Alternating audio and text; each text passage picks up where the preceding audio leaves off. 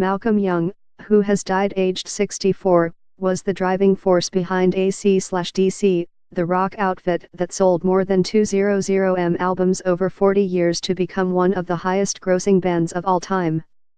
His brother Angus, the band's lead guitarist, may have been the most recognizable character in AC/DC, largely thanks to his habit of wearing school uniform on stage, but it was Malcolm whose inventive rhythm guitar and storming riffs formed the backbone of the band's sound. Malcolm often took the crucial decisions about the band's strategy, and he became notorious for abruptly firing various managers, producers, and band members.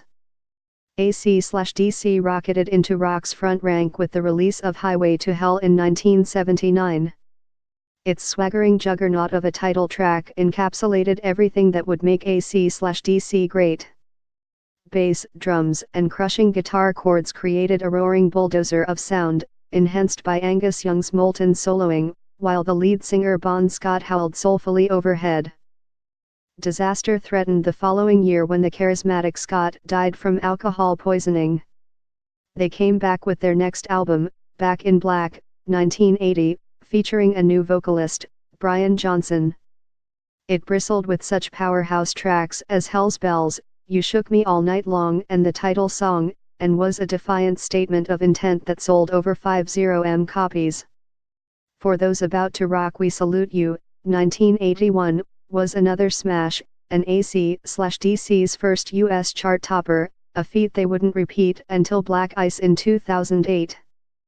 The title track became a regular encore piece in AC/DC shows for decades to come.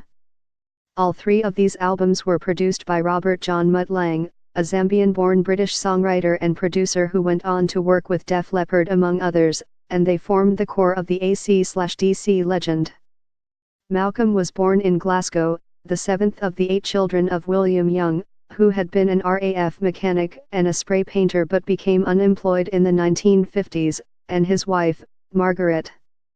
The family lived in the Cranhill housing estate until 1963, when William and Margaret emigrated with 6 of their children to Sydney via the Australian government's £10 PALM scheme. Adults paid £10 each for the fare while children travelled for free.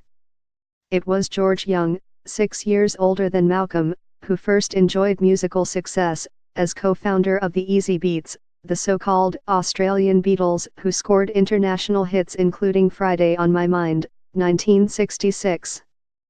Finding the family home besieged by Easy Beats fans influenced Malcolm and his younger brother Angus to form a band of their own.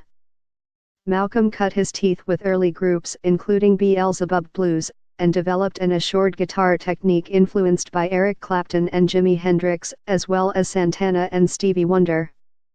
Angus, meanwhile, practiced furiously to become a virtuoso lead player. The brothers, neither of whom was much over 5 foot tall, assembled the first version of AC/DC in November 1973, with Dave Evans as vocalist. When Scott, another Scottish immigrant to Australia, replaced Evans the following year, the band released their first album, High Voltage, 1975, produced by George Young and his Easy Beats songwriter partner Harry Vanda. With Bon, that's when the band became a band, said Malcolm.